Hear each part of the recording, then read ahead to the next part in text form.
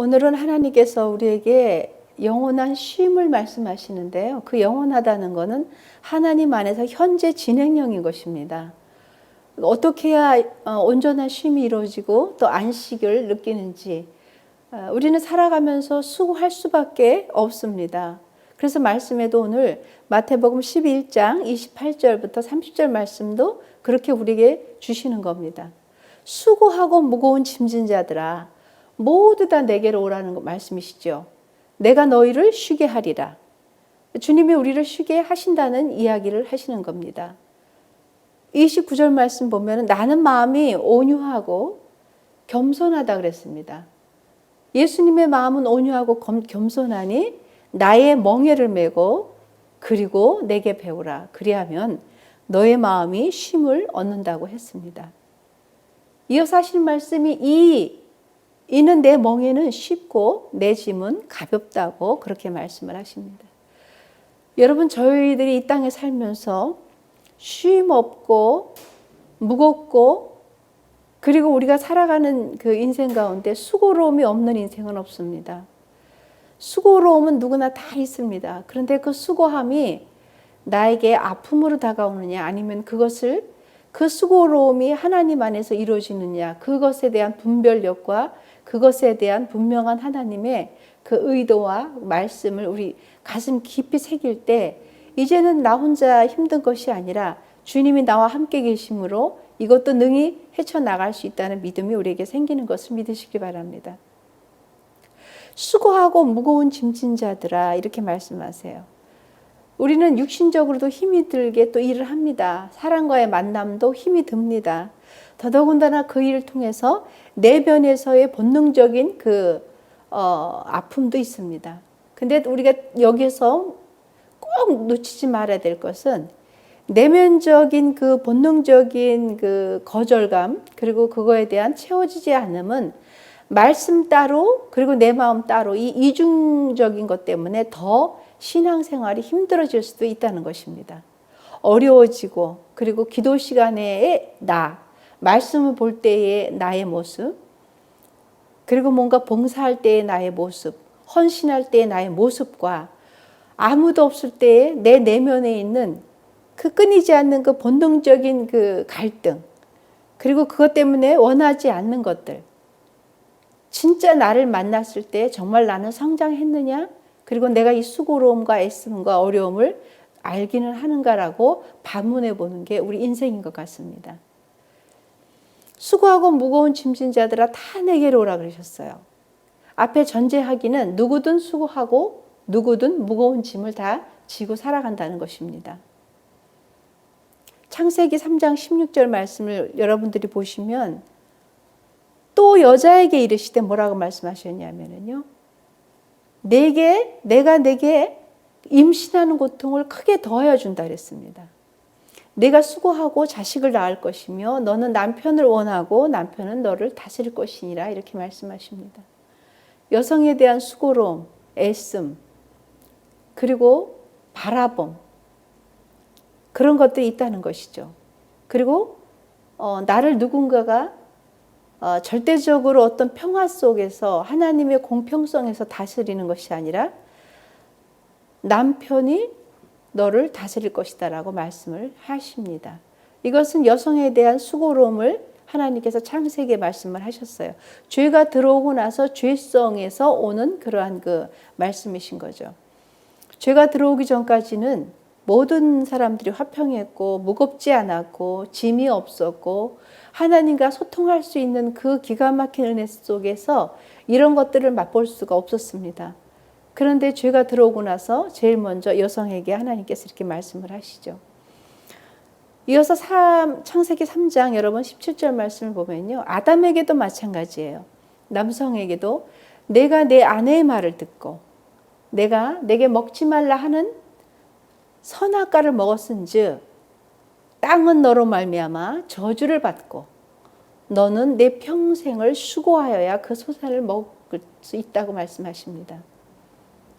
아담도 너무나 아름답고 그리고 정말 그 자연과 그 다음에 살 중에 살이요 뼈 중에 뼈인 그 부인을 통해서 행복하게 살았습니다. 근데 죄가 들어오고 나서 어떻게 이렇게 바뀔 수가 있을까요?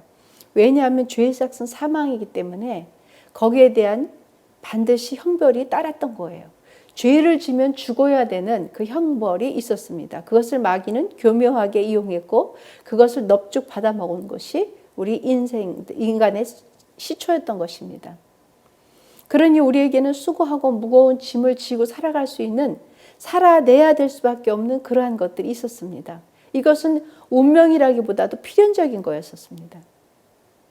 그런데 주님께서 이제 우리에게 말씀하시는 것은 이제 그렇게 안 해도 될 수 있다는 것을 오늘 말씀을 통해서 주시는데요.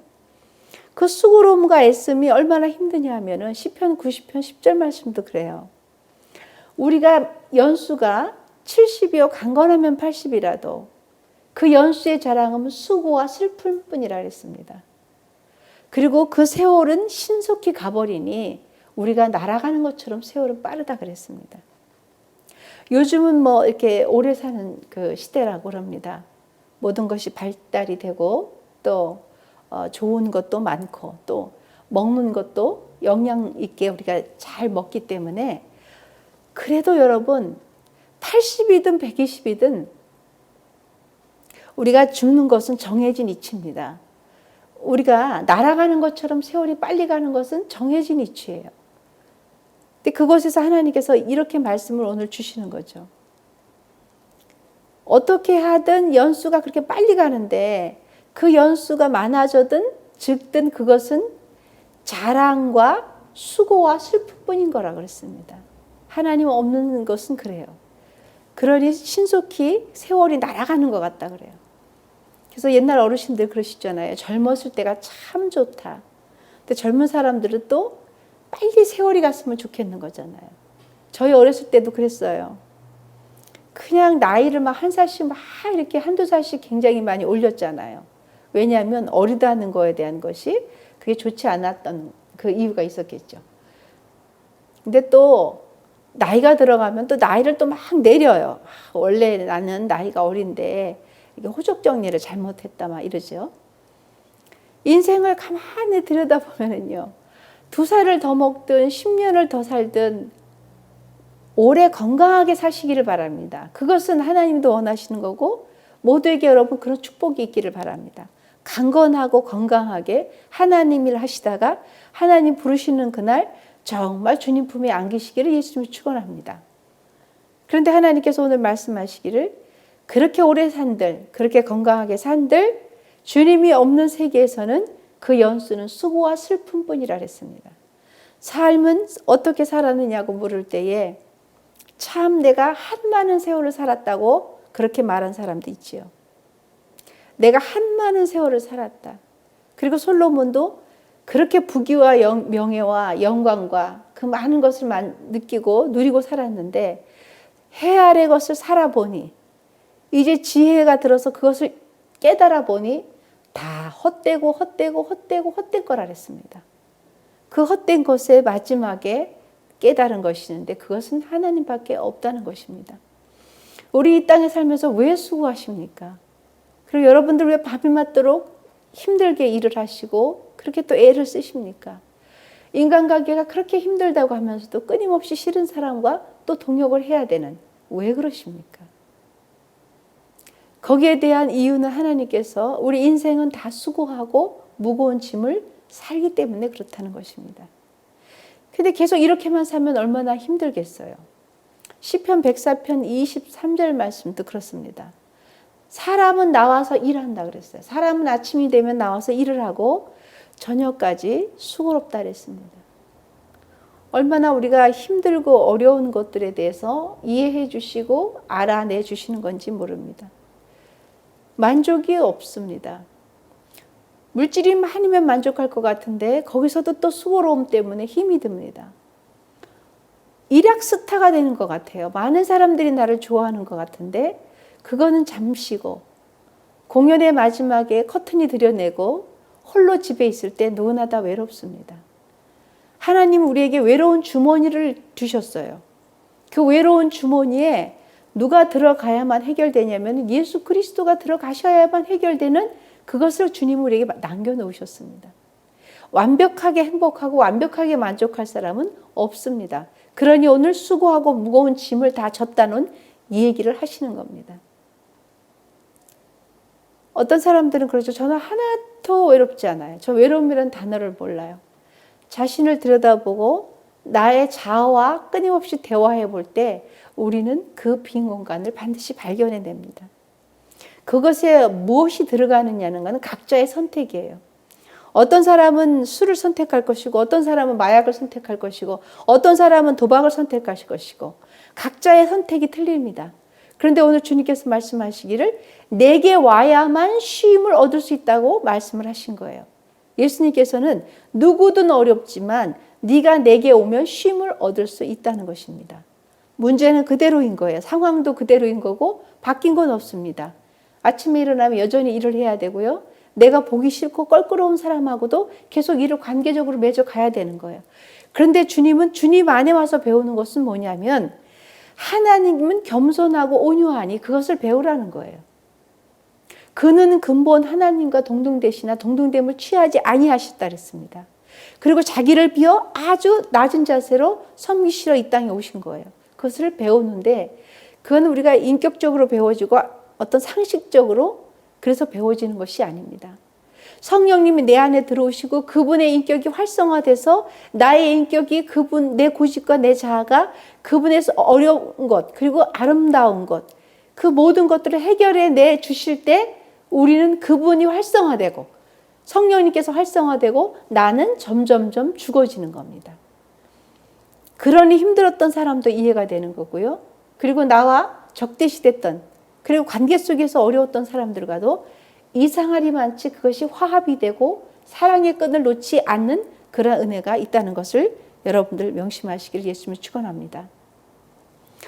그래서 삶 속에 여러분 어려움이 있어요. 첫 번째. 그런데 이것은 말씀이 자꾸 부딪히는 거죠. 왜냐하면 나는 하나님을 믿는 것 같은데 왜 여전히 나에게는 이렇게 수고하고 무겁고 어려울까? 그런데 주님은 명백하게 말씀하십니다. 내게 오거라. 그리하면 내가 쉼을 얻는다는 거예요. 하나님 이 문제 저 문제 다 해결해 주시면 제가 쉼을 얻을 것 같습니다. 안 그렇습니다. 홀로이 가서 다른 곳에 혼자 가서 산다고 어떤 관계적인 부분들이 해결됐다고 평안해질까요? 그렇지 않습니다. 우리는 안에 하나님께서 우리 안에 나의 참 모습을 가둬 놓으셨어요. 진정한 나를 갖고 계십니다. 그것이 우리는 영입니다. 영과 혼입니다. 육체는 좀 편할 수 있어요. 왜냐하면 내가 거스리는 사람과 관계가 떨어져 있으니. 그러나 하나님 우리 영혼이 자유로운 것을 원하시기 때문에 싫은 사람이 없든 있든 그리고 교회 안에 나와 기도하는 나와 그리고 나 혼자인 나가 틀려서 거기에서 오는 계속적인 우리의 갈등이 있는 거예요. 저 사람 예수 믿는데 저럴 줄 몰랐네. 예수 믿는 사람이 왜 저래?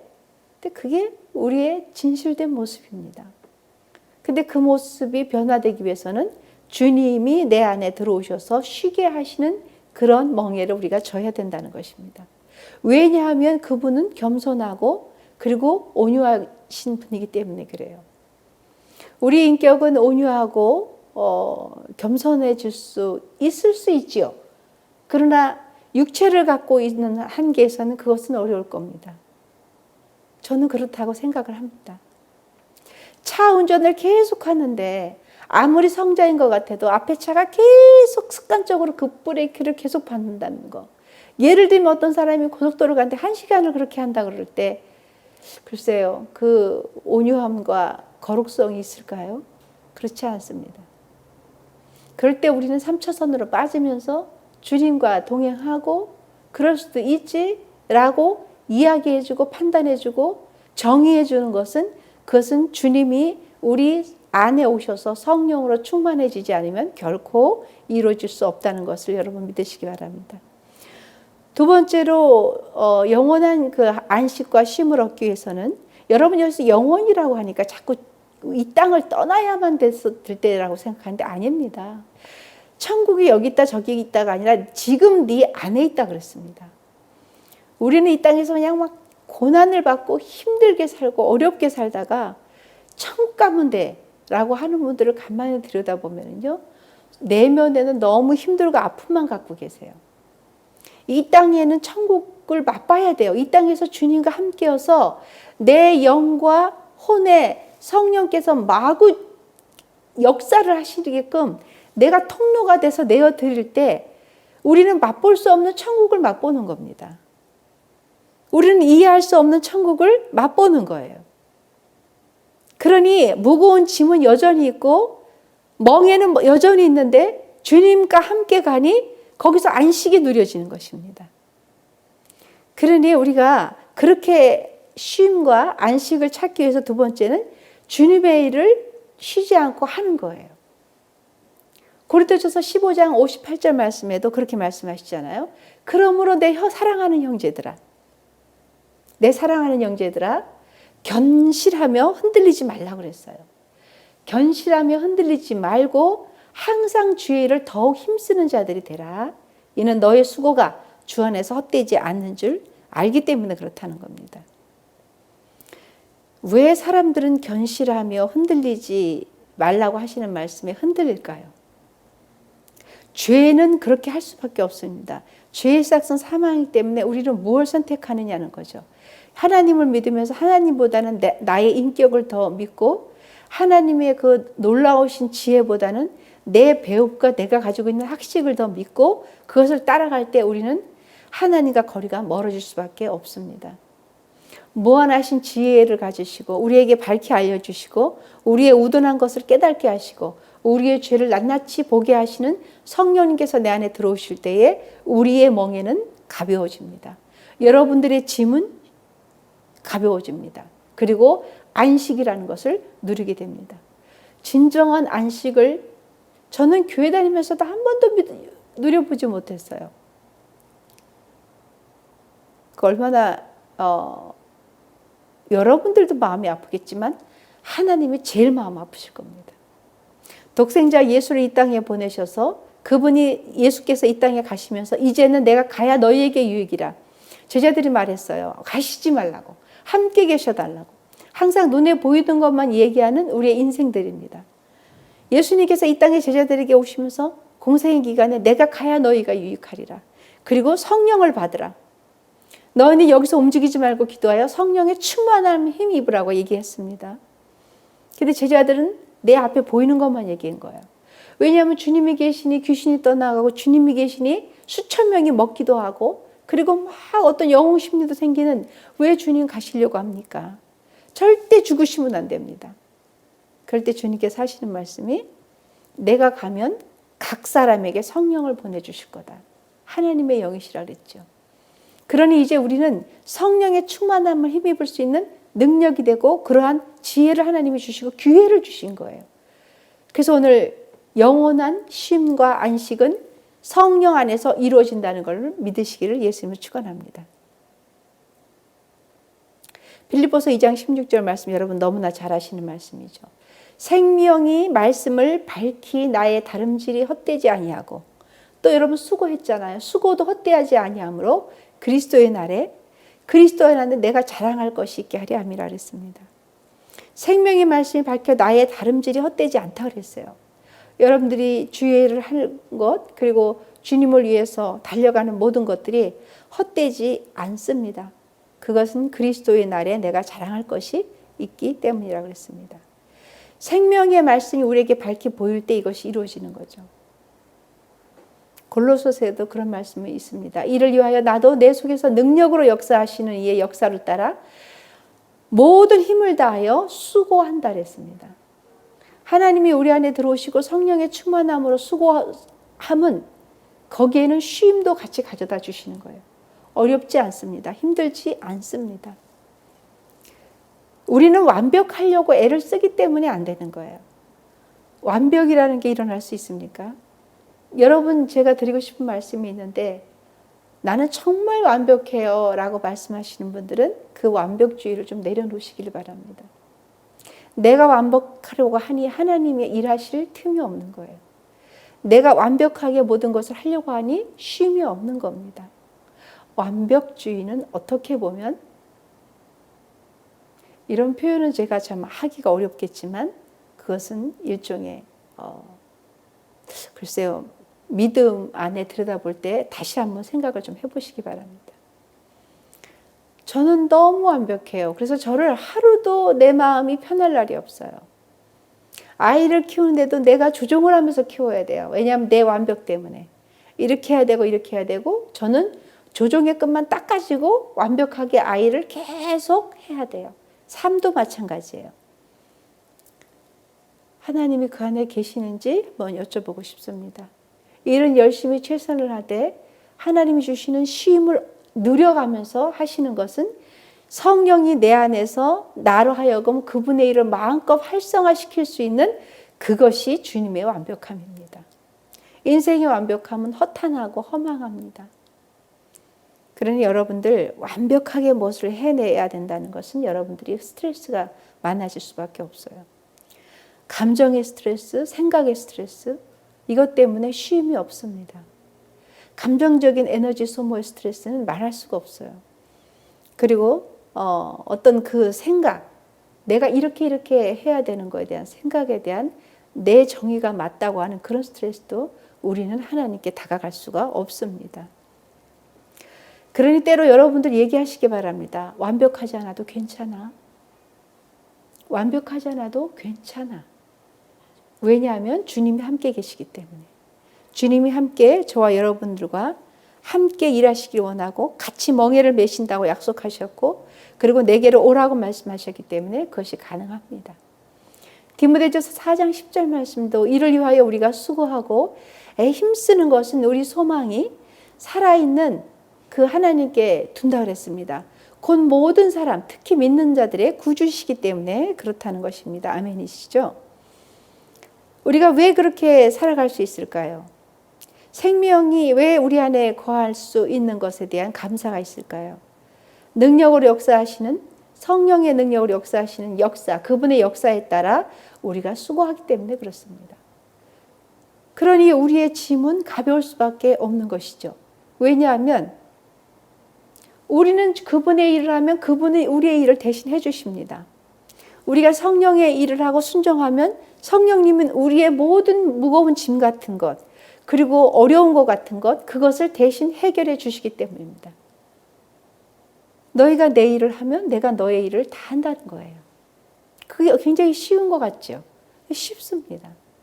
성령에 예민하고 그 말씀에 여러분들이 민감해질 때 즉각 반응이 일어나고 순종이 일어나시기 바랍니다. 그럴 때 여러분들에게는 쉼이 따릅니다. 언제 쉬어보셨습니까?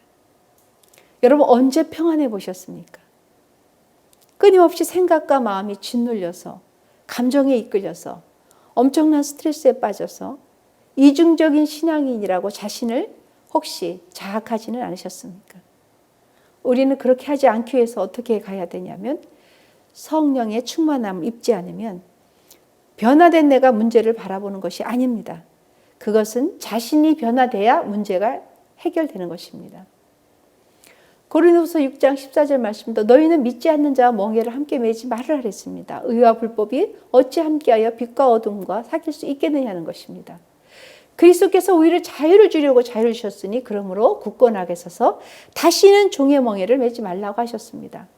그러니 오늘 영원한 쉼, 여러분 영원이라는 거 이 땅에 살면서 천국 갈 때 가서도 영원한 쉼입니다. 있을 수 있습니다. 그러니 방금 전에도 말씀드렸듯이 변화된 내가 문제를 봐야 되는 거예요. 변화되지 않는 문제를 계속 보니 어려운 것입니다. 변화된 내가 문제를 보니 그것이 은혜로 가는 거예요. 성령이 계시니. 근데 나는 변화하지 않고 문제만 해결해 달라고 하니 쉼이 없는 것입니다. 그러니 계속 거기서 스트레스의 사이클은 계속 돌아가는 거예요. 그러니 여러분 승리하시기를 바랍니다. 그런 승리가 여러분의 있기를 예수님을 축원합니다.